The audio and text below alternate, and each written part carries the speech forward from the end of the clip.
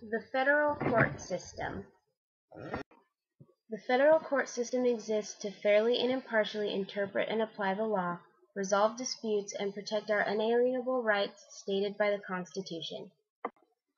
Split up into 3 sections, the federal court system has a court for everything.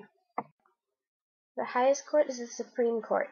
It consists of a Chief Justice and 8 associated justices. They typically deal with cases as appeals to decisions of lower federal and state courts.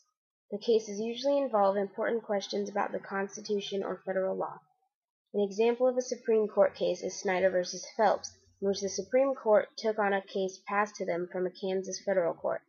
The case decided whether or not it was constitutional to protest at the funeral of military personnel killed in Afghanistan and Iraq. Next is the Court of Appeals.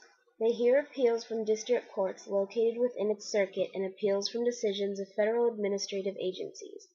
The Court of Appeals has nationwide jurisdiction to hear appeals in specialized cases. An example of this could be a patent law case.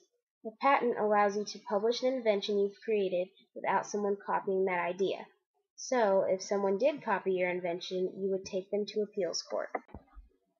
Lastly, there are the district courts.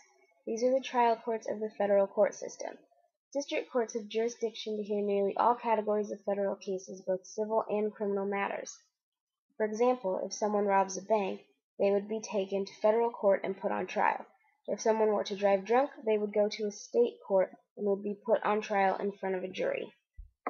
There are 2 special trial courts that have nationwide jurisdiction over certain types of cases. The first is the Court of International Trade, which deals with cases involving international trade and customs issues.